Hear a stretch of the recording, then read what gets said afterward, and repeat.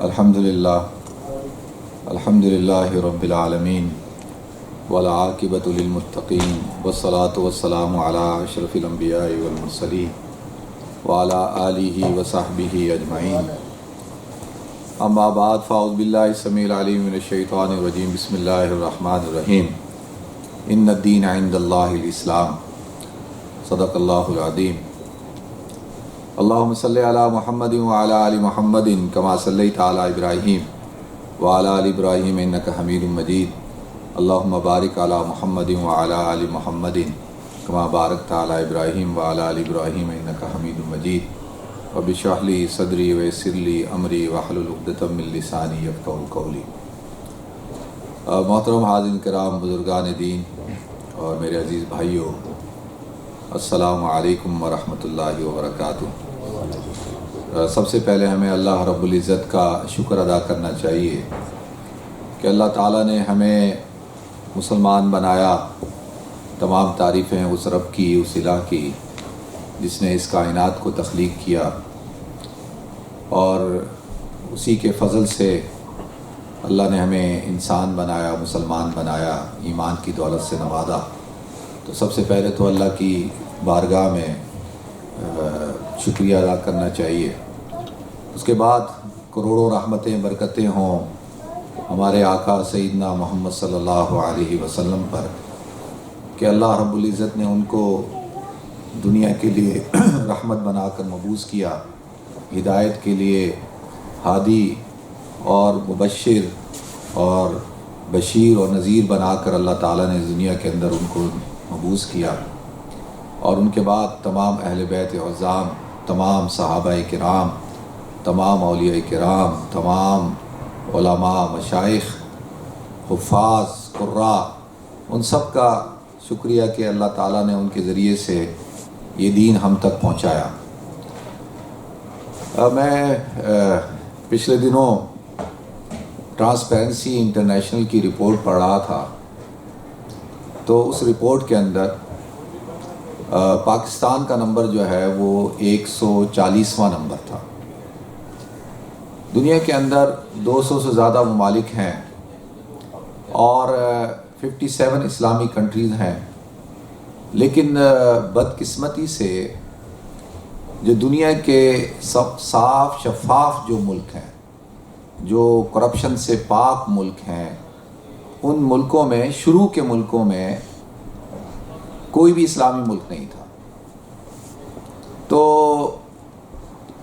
اس پہ مجھے بڑی صحیح معنوں میں تکلیف ہوئی فی ذاتی ہی کہ ہم مسلمان ہیں، اسلام کے ماننے والے ہیں، اور دنیا کے جو صاف شفاف ملک ہیں، کرپشن سے پاک ملک ہیں، جہاں پر لوگوں کو ان کے حقوق دیے جاتے ہیں، جہاں پر انصاف ہے، جہاں پر مساوات ہے، جہاں پر عدل ہے، اور ان تمام ملکوں میں جو ہے کوئی بھی ایک اسلامی ملک نہیں، یہاں تک کہ سعودی عرب بھی نہیں۔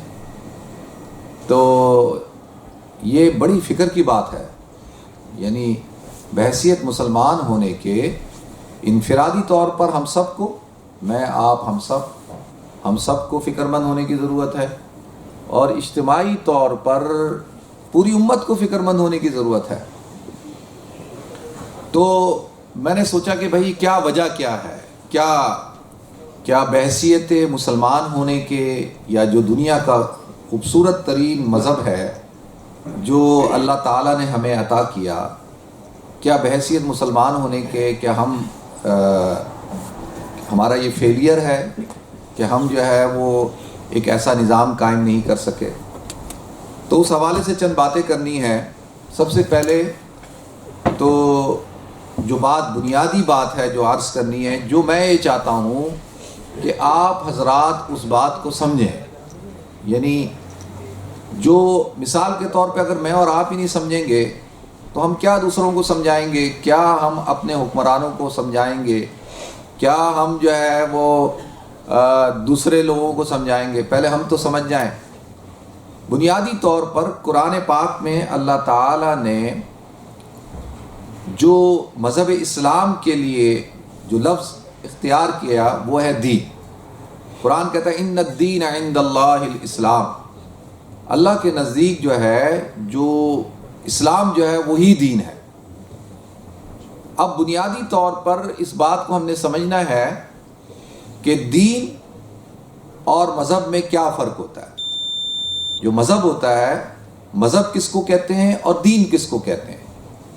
اور حضور اکرم صلی اللہ علیہ وسلم جو شریعت لے کے آئے، جو اللہ کا پیغام لے کر آئے، وہ کیا تھا؟ وہ مذہب تھا یا وہ دین تھا؟ صرف اس بات کو سمجھنا ہے۔ پہلے تو یہ سمجھیں کہ مذہب کسے کہتے ہیں۔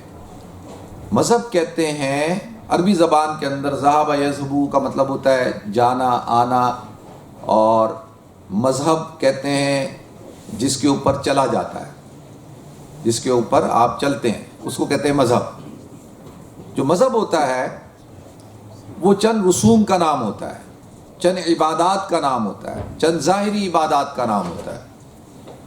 اس کے اندر یہ ہے کہ جی جب آپ پیدا ہوں تو اس کے اندر کیا کرنا ہے آپ نے بچے کے ساتھ، اور شادی کرنی ہے، میاں مرد اور عورت نے آپس میں تعلق قائم کرنا ہے تو اس کا کیا طریقہ کار ہونا چاہیے، جب ایک انسان مر جائے تو اس کو کیسے دفنانا چاہیے، اس کی تجہیز و تکفین کیسی ہونی چاہیے۔ لیکن دنیا کے اندر بہت بڑی آبادی جو ہے وہ لادین لوگوں کی ہے، سیکولر لوگوں کی، جو لادین ہے، جو کسی بھی مذہب کو دین کو نہیں مانتے۔ لیکن آپ جب اس شخص کو بھی دیکھیں گے نا تو وہ بھی شادی کر رہا ہوگا، وہ بھی جو ہے جب اس کا بھی انتقال ہو جائے گا تو اس کی بھی کیا ہوگی، اس کی بھی تجہیز و تکفین ہوگی۔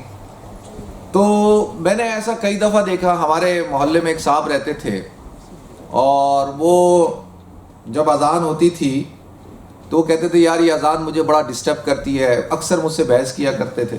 وہ بالکل لادین آدمی تھے، ان کا کوئی لینا دینا نہیں تھا مذہب سے، دین سے۔ لیکن جب ان کا بھی انتقال ہوا تو میں نے دیکھا کہ جس مسجد کی اذان سے ان کو تکلیف ہوتی تھی، جس مولوی سے ان کو تکلیف تھی، اسی مسجد کے اندر ان کا جنازہ ہو رہا تھا اور وہی مولوی ان کا جنازہ پڑھا رہا تھا، اور ہم ہی ان کے کندھا دے کر، جن سے وہ چڑ کھاتے تھے داڑھی والوں سے، مذہبی لوگوں سے، ہم ہی ان کے کندھے، ان کے جنازے کو کندھا دیتے ہوئے جو ہے ان کو قبرستان لے کے گئے اور ان کی تدفین کی، اور بعد میں ان کی مغفرت کی دعا بھی کر رہے ہیں۔ کیوں؟ حالانکہ وہ نام ان کا مسلمانوں والا تھا، تو ہمارا پورا یقین ہے کہ وہ گناہگار انسان ہوں گے، اللہ ہم سب گناہگار ہیں، اللہ ان کی بھی مغفرت فرمائے۔ تو بظاہر اسلام تو بھئی اسی پہ لاگو ہوتا ہے نا، آپ کے ظاہر پہ لاگو ہوتا ہے، باطن پہ لاگو نہیں ہوتا۔ باطن میں کیا ہے وہ تو اللہ کو پتہ ہے۔ تو جتنا بھی سیکولر آدمی ہو نا، جب اس کی شادی کا موقع آئے گا تو آپ دیکھیں گے کہ نکاح کے لیے مولوی کو ہی بلائے گا، اور وہ مولوی اس کا نکاح پڑھا رہا ہوگا۔ بھائی تم تو دین کو نہیں مانتے، مذہب کو نہیں مانتے، تو تمہیں کیا ضرورت ہے کہ یار کچھ تو دنیاوی بھی تو رکھ رکھاؤ ہوتا ہے نا، بھائی اب کیا کروں، کچھ تو کرنا ہے یا نہیں کرنا۔ تو یہ اس کو ہم کہتے ہیں کہ اس کو اصل میں منافقت کہتے ہیں، ہپوکریسی کہتے ہیں۔ اچھا ابھی ایک طبقہ پیدا ہو رہا ہے، وہ کہتا ہے ٹھیک ہے ہم نے نکاح ہی نہیں کرنا، جاؤ جو کرنا ہے کر لو۔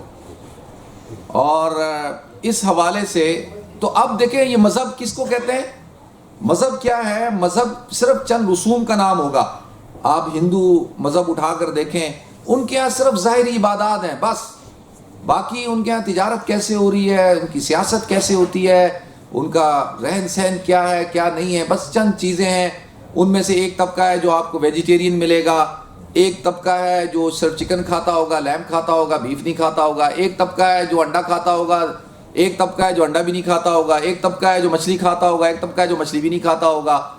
تو آپ کو مختلف ان میں آپ کو یار سارے تم جو ہے وہ ہندو مذہب کے ماننے والے ہو، لیکن بات سمجھ میں نہیں آتی کہ تم میں کوئی چکن کھا رہا ہے کوئی نہیں کھا رہا، کوئی انڈا کھا رہا ہے کوئی نہیں کھا رہا، کوئی مچھلی کھا رہا ہے نہیں کھا رہا، بس وہ اپنے اس میں ان کے ہاں چند رسوم اور رواج کا نام ہے۔ تو مذہب جو ہوتا ہے نا وہ ایک ظاہری چیزوں کا نام ہوتا ہے، لیکن جو دین ہوتا ہے، دین 5 چیزوں کے مجموعے کا نام ہوتا ہے۔ یہ آپ یاد کر لیں، دین کس کو کہتے ہیں؟ جس مذہب کے اندر، جس طریقے کے اندر 5 چیزیں ہوں اس کو دین کہا جاتا ہے۔ اور دین سب سے پہلی بنیاد جو اللہ تعالیٰ نے قرآن میں کہا وَمَن يَبْتَغِي غَيْرَ الْإِسْلَامِ دِينًا فَلَن يُقْبَلَ مِنْهُ، کہ جو شخص بھی دین اسلام کے علاوہ کوئی مذہب لے کر آئے گا فلن یقبل من، اللہ اس سے قبول نہیں کریں گے۔ اچھا اب دین کیا ہے؟ دیکھیں ہم مسلمان ہیں، ہم نے کیا سمجھا؟ ہم نے بھی اسلام کو مذہب سمجھا۔ کتنے لوگ ہیں جو بیٹھے ہوئے ہوں گے کہیں گے یار تم لوگ کیا باتیں کرتے ہو، تجارت کو چھوڑ دو۔ جیسا تاجر تجارت کرتا ہے، اوپن مارکیٹ ہے، ڈیمانڈ اینڈ سپلائی پہ چلتا ہے معاملہ ہے، جس چیز کی ڈیمانڈ زیادہ ہوگی اس کی سپلائی کم ہوگی تو ریٹ بڑھ جائیں گے۔ تو کیا تم لوگوں کو پرابلم ہے؟ ہر چیز کے اندر اسلام کو لے کے آتے ہو۔ تو یہ اسلام نے کہا بھائی چھوڑ دو، تجارت کو چھوڑو۔ پھر اسی طرح سے آپ ایک طبقہ ہے وہ کہتا ہے بھائی حکومت کو چھوڑ دو، حکومت جیسے دل چاہے کرے حکومت، تم لوگ کیا جو ہے اسلام کو لے آتے ہو، نظام مصطفیٰ کو بیچ میں لے آتے ہو، تم دین کو بیچ میں لاتے ہو۔ کوئی ضرورت نہیں ہے دین کو بیچ کے لانے کے، بس مسجد میں جاؤ اور جمعے کا دن ہے نماز پڑھ لو، اور رمضان کا مہینہ آتا ہے روزے رکھ لو، اور جو ہے وہ حج کرنا ہے تو حج کر لو۔ باقی یہ سب چیزیں ہیں، بس باقی نکاح کرنا ہے، شادی کرنی ہے، مر جائیں، تدفین تجہیز و تکفین، بس باقی چھوڑ دو۔ یہ تم سب یہ جو مولویوں کی وجہ سے، اسلام پسندوں کی وجہ سے آج کا مسلمان دنیا کے اندر پیچھے رہ گیا۔ کیا بیانیہ کیا کریٹ کیا جاتا ہے؟ بیانیہ یہ کریٹ کیا جاتا ہے کہ آج جو مسلمان دنیا کے اندر جو پیچھے ہے اس کی بنیادی وجہ کیا ہے کہ تم کیا کرتے ہو؟ اسلام کو بیچ میں لاتے ہو۔ تو اسلام کو بیچ میں لانے کی وجہ سے یہ ساری خرابی ہوئی۔ تو عرض کرنی ہے، عرض کیا کرنی ہے؟ عرض یہ کرنی ہے کہ اسلام پہلے آپ یہ سمجھیں، مسلمان کو ہی نہیں پتا۔ دیکھیں وہ ایک عام گھروں میں آپ بیٹھیں، عام محفل میں آپ بیٹھیں، کسی تقریب میں بیٹھیں، تو آپ کو ایک بہت سمجھدار آدمی یہ کہتا ہوا ملے گا کہ بھئی یہ مذہب تو انسان کا انڈیویجول معاملہ ہوتا ہے۔ یہ تو کیا ہے؟ یہ تو انڈیویجول معاملہ ہے، اور میں جانوں اور میرا رب جانے، تم کون ہوتے ہو، تمہیں کس نے حق دیا ہے؟ یہ تو میرا اور میرے اللہ کا معاملہ ہے۔ ہاں مذہبی طور پہ تو ہو سکتا ہے لیکن دینی طور پہ نہیں ہو سکتا۔ دین آپ کا پرسنل معاملہ نہیں ہے۔ تو پہلے اس بات کو سمجھیں کہ دین کسے کہتے ہیں۔ تو دین جو ہے وہ 5 چیزوں کے مجموعے کو کہا جاتا ہے۔ سب سے پہلی چیز جو ہے وہ عقائد، کہ آپ کے عقائد ٹھیک ہونے چاہیے۔ اگر آپ کے عقائد جمع ہے عقیدے کی، عقیدہ کہتے ہیں عقد کو، عقد کہتے ہیں گرہ کو۔ گرہ کیا کرتی ہے؟ گرہ جو ہے 2 رسیوں کو مضبوطی سے باندھ دیتی ہے، بندھن۔ نکاح کو بھی عقد نکاح کہتے ہیں نا، کہ ایک مرد اور عورت ایک معاہدے کے اندر کیا ہو جاتے ہیں؟ بن جاتے ہیں۔ یا ایھا الذین آمنوا اوفوا بالعقود، اے ایمان والو جو تم نے اللہ سے وعدہ کیا، عقود جمع، جو عقد جو اللہ سے کیا ہے اس کو پورا کرو۔ تو عقیدہ، عقائد، تو سب سے پہلی بنیادی چیز جو ہے وہ عقائد کا ٹھیک ہونا ضروری ہے۔ عقائد کیا؟ سب سے 3 بنیادی عقیدے ہیں، 3 بنیادی، پہلے اس کو سمجھیں۔ پہلا، سب سے پہلا بنیادی عقیدہ توحید کا، الوہیت کا، ربوبیت کا، اللہ رب العزت کی ذات کا، کہ مسلمان دین اسلام کا فالوورز وہ ہوتا ہے جو اللہ رب العزت کو اپنا خالق، مالک اور اپنا الہ، معبود تسلیم کرتا ہے، اور بلا شرکت غیر، کسی کے ساتھ اور اس کا شریک اور پارٹنر نہیں ٹھہراتا۔ اللہ کی ذات اور اللہ کی صفات کے اندر کسی کو بھی، کسی بھی شخص کو، کسی انسان کو، غیر انسان کو، کسی بھی چیز کو اللہ کی ذات اور صفات میں شامل نہیں کرتا، اللہ رب العزت کی الوہیت میں شامل نہیں کرتا۔ تو یہ ہے عقیدہ توحید۔ یہ بنیادی طور پر ہر مسلمان کا بنیادی عقیدہ ہے کہ وہ اللہ کے ساتھ کسی کو شریک نہ ٹھہرائے۔ ٹھیک ہے جی، اس کو کیا کہتے ہیں؟ عقیدہ توحید۔ اور دوسرا ہے عقائد کے اندر جو ہے عقیدہ رسالت۔ عقیدہ توحید اگر آپ نے سمجھنا ہے تو سورہ اخلاص پڑھیں، قل هو اللہ احد اللہ الصمد لم یلد ولم یولد ولم یکن لہ کفوا احد۔ یہ بنیادی مسلمان کا عقیدہ ہے، وہ اللہ کی ذات کے ساتھ کسی کو شریک نہیں کرتا۔ اور یہ ایسا گناہ ہے کہ جو شخص اللہ کی ذات کے ساتھ کسی کو شریک ٹھہرائے تو اللہ تعالیٰ تمام گناہوں کو معاف کر دے گا، لیکن اللہ تعالیٰ اس گناہ کو معاف نہیں کرتا۔ ان اللہ لا یغفر ان یشرک بہ ویغفر ما دون ذلک لمن یشاء۔ ٹھیک ہے جی۔ اور دوسرا ہے عقیدہ رسالت۔ عقیدہ رسالت کیا؟ کہ اللہ رب العزت نے انبیاء کرام کو منتخب کیا انسانوں میں سے، اور حضرت آدم علیہ السلام سے لے کر حضور اکرم صلی اللہ علیہ وسلم تک تمام کے تمام انبیاء کون؟ اللہ کے منتخب، اللہ نے ان کو منتخب کیا. اللہ یستوی من الملائکۃ رسلا ومن الناس, کہ اللہ تعالیٰ فرشتوں میں سے انسانوں میں سے اپنے انبیاء کو منتخب کرتا ہے. جیسے فرشتوں میں سے حضرت جبریل کو, حضرت میکائیل کو, حضرت اسرائیل کو, حضرت اسرافیل کو کر لیا. ٹھیک ہے, تو انبیاء کون؟ کوئی انسان اپنی محنت سے, اپنے مجاہدے سے, اپنی ریاضت سے, اپنی عبادت سے, اپنے علم سے وہ نبی نہیں بن سکتا. نبی یہ اللہ منتخب کرتا. ٹھیک ہے, یہ ہو گیا ہے عقیدہ رسالت. پھر اس کے بعد ہوتا ہے عقیدہ آخرت. اچھا, عقیدہ رسالت میں یہ بات شامل ہے کہ حضور اکرم صلی اللہ علیہ وسلم کی ختم نبوت پر ایمان ہو. ما کان محمد ابا احد من رجالکم ولکن رسول اللہ وخاتم النبیین, کہ آپ خاتم النبیین ہیں, آپ کے بعد کوئی نبی نہیں. تو ابھی کوئی آدمی کھڑا ہو کے دعویٰ کرے نا کہ میں نبی ہوں تو وہ جھوٹا ہے, وہ دجال ہے. سیکون فی امتی ثلاثون کذابون دجالون یزعمون انہم نبی, کہ میری امت میں 30 ایسے کذاب دجال آئیں گے جو دعویٰ کریں گے کہ ہم نبی ہیں. تو وہ سب اللہ کے رسول نے فرمایا سب جھوٹے ہوں گے, وہ کذاب ہوں گے, دجال ہوں گے, جھوٹے ہوں گے. تو عقیدہ رسالت ہو گیا. پھر تیسری چیز جو ہے عقیدہ آخرت ہے. عقیدہ آخرت یعنی آخرت, بعث بعد الموت. آپ حضرات حیران ہوں گے کہ یہ جو مشرکین مکہ تھے نا, ان میں سے ایک بہت بڑا طبقہ تھا جو آخرت کو نہیں مانتا تھا, جو کہتے تھے کوئی مرنے کے بعد کوئی زندگی نہیں ہے, بس یہ دنیا ہے, کھاؤ پیو عیش کرو, جو کرنا ہے کرو, مر گئے مٹی میں مل گئے, ختم ہو گئے بس. آپ کو پتہ ہے ایک بہت بڑا طبقہ اس وقت بھی ایسا پایا جاتا ہے, پتہ ہے آپ حضرات, جو کہتا ہے نہیں آخرت کچھ نہیں ہے. یہ بنیادی 3 عقائد ہیں. پھر اس کے بعد میں آپ کو تفصیل سے اور بھی بتاتا ہوں, ٹائم کم ہے.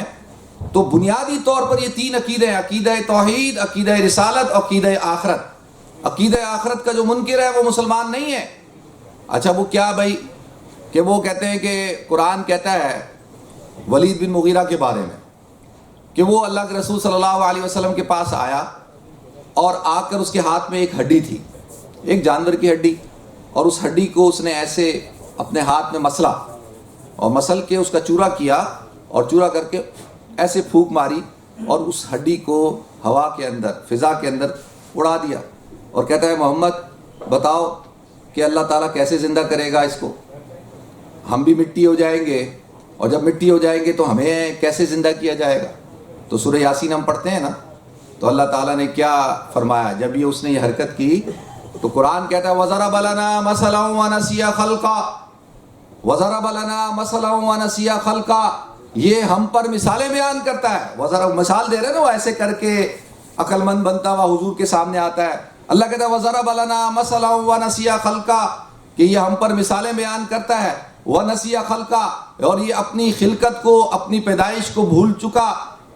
اور کہتا ہے کہ جب جو یہ ہڈی جو ہے وہ جب چورا چورا ہو جائے گی تو کیسے جو ہے اس کو اللہ زندہ کرے گا. تو اللہ فرماتا ہے قُلْ يُحْيِيهَا الَّذِي أَنشَأَهَا أَوَّلَ مَرَّةٍ, کہ اس سے پوچھو, اے نبی سے کہیں کہ آج سے 50 سال پہلے, 60 سال پہلے تو اس کا وجود نہیں تھا, تو اللہ نے اس کو کہاں سے پیدا کیا؟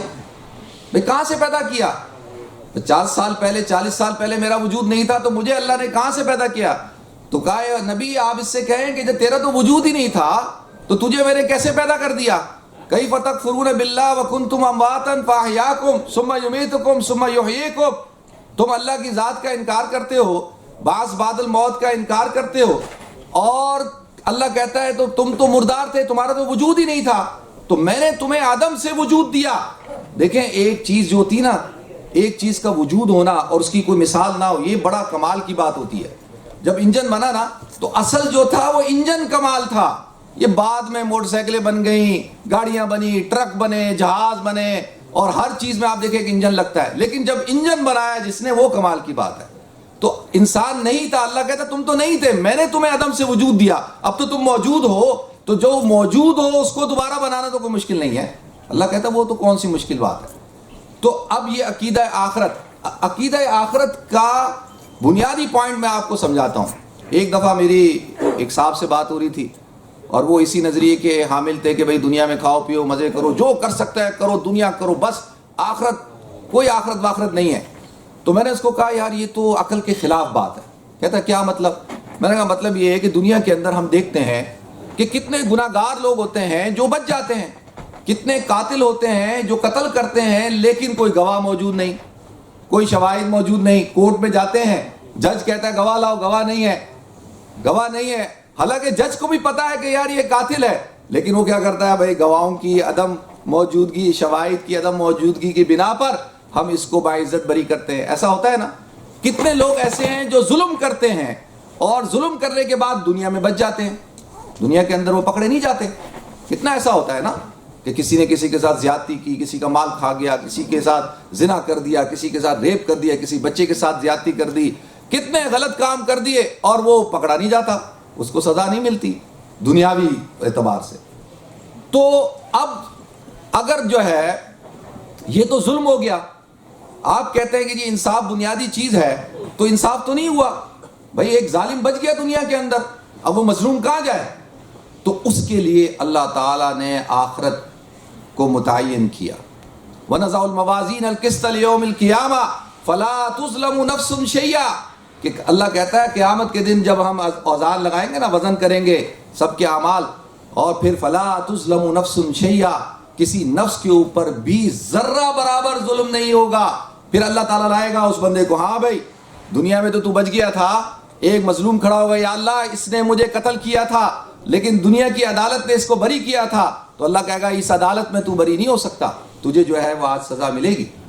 تو عقلی طور پر اس جہاں کے بعد ایک جہاں ہونا چاہیے جہاں پر جو ہے وہ انصاف ہوگا. تو ایک ہے عقیدہ آخرت، ٹھیک ہے جی. تو اب یہ پھر جو ہم تفصیل پڑھتے ہیں نا ایمانیات کی، کہ آمنت باللہ و ملائکتہ و کتبہ و رسلہ والیوم الآخر والقدر خیرہ و شرہ من اللہ تعالی والبعث بعد الموت.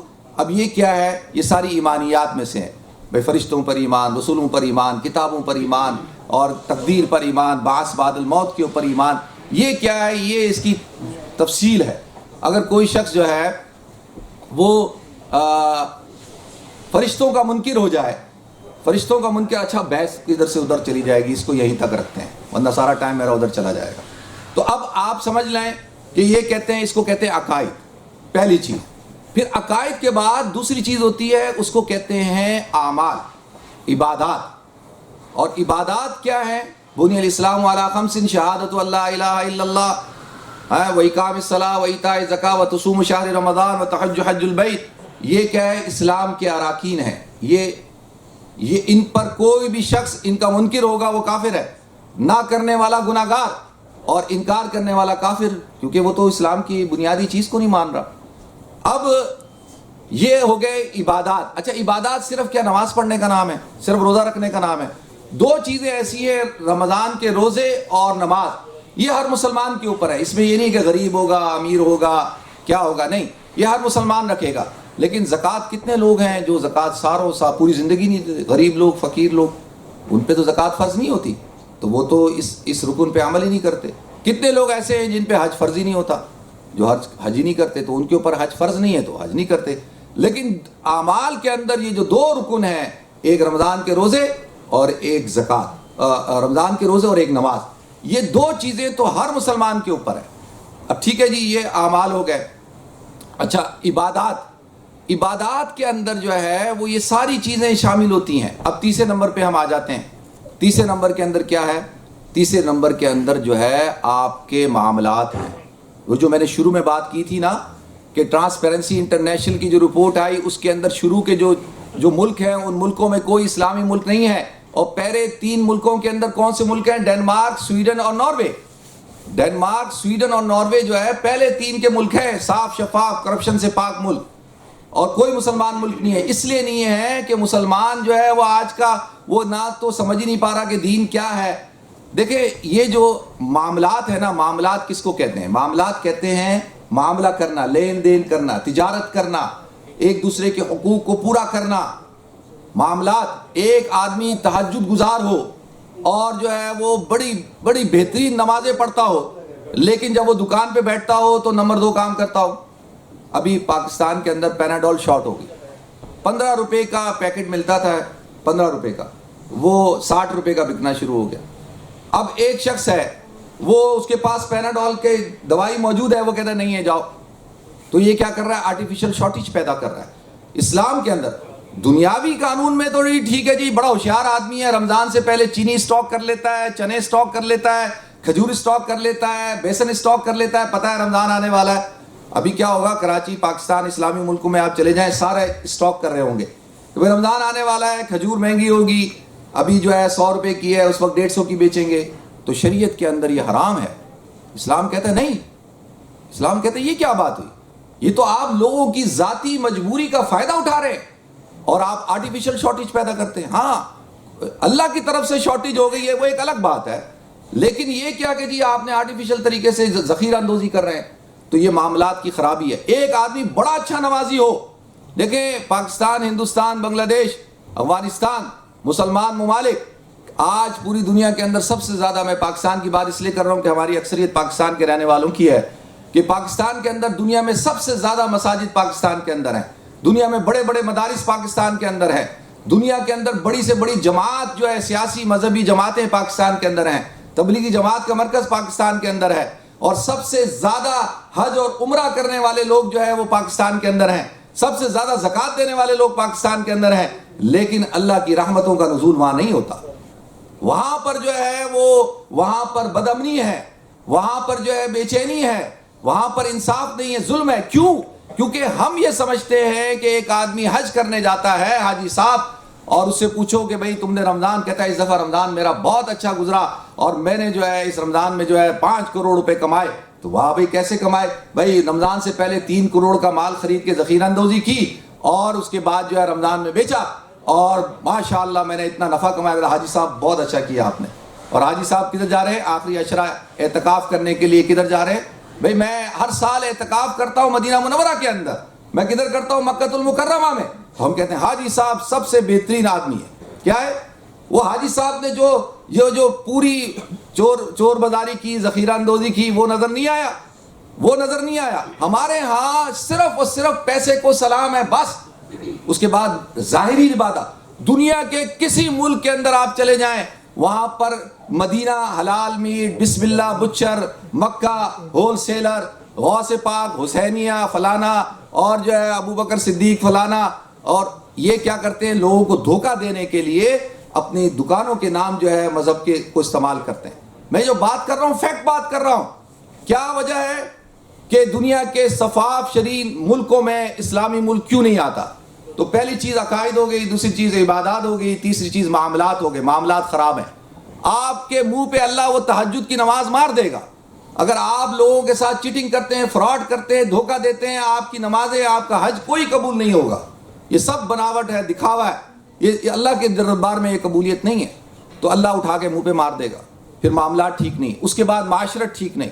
معاشرت، یہ چوتھی چیز ہے کہ بھئی حقوق ادا کرنے ہیں، ماں باپ کے حقوق ادا کرنے ہیں، اپنے بہن بھائیوں کے حقوق ادا کرنے ہیں، بیوی کے حقوق ادا کرنے ہیں، اپنی اولاد کے حقوق ادا کرنے ہیں، پڑوسی کے حقوق ادا کرنے ہیں، اپنے جو ہے خاندان والے کے حقوق ادا کرنے ہیں.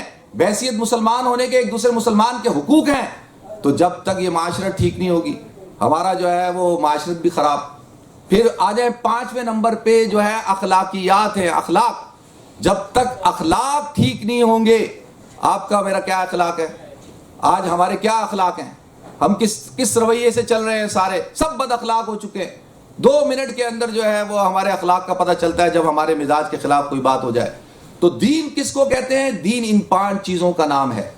آج ہماری سوسائٹی، مسلمان ملکوں کے اندر یہ 5 چیزیں نہیں پائی جاتی. آج جو ہے ابھی آپ کو میں بتاؤں، ایجپٹ کی جیل سے ایک صحافی چھوٹا ہے جو اصل فلسطین کا تھا اور اس کے پاس نیشنلٹی ایجپٹ کی تھی.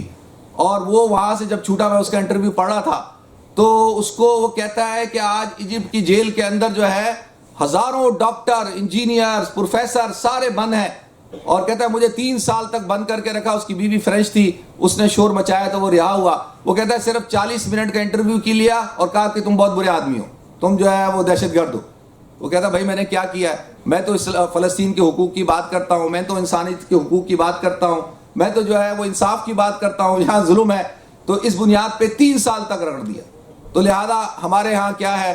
ہمارے ہاں سب سے پہلی الملک یدوم مع الکفر ولا یدوم مع الظلم، کہ ملک جو ہے وہ کفر کے ساتھ تو چل سکتے ہیں لیکن ظلم کے ساتھ نہیں چل سکتے۔ یہ جو آج پوری دنیا کے اندر کوئی ایک ملک آپ بتا دیں کہ مسلمانوں کا ملک، کیوں؟ اس لیے کہ ہم نے اسلام کو ظاہری عبادت بنایا۔ اور کیا ہمارے اہل سنت کے بھائی ہوتے ہیں، ربیع الاول کا مہینہ آتا ہے اور بس جلوس نکالنا، لائٹیں لگانا اور جو ہے وہ محفلیں کرنا، اور وہ باقی ان سے پوچھو بھائی دین، وہ کہتے ہیں یار میں سب سے بڑا عاشق رسول ہوں۔ ہمارے اہل تشیع بھائی، ان سے پوچھو کہ بھائی حضرت حسین اہل بیت کا پیغام کیا تھا، انہوں نے کس لیے اپنی جانوں کی قربانی دی، انہوں نے کیوں اس وقت جو ہے حضرت حسین نے کربلا کے میدان میں اپنے پورے خاندان کی قربانی دے دی، یزید کے ہاتھ پر بیعت نہیں کی۔ تو اب ان کا مشن ہے، کیا مشن ہے؟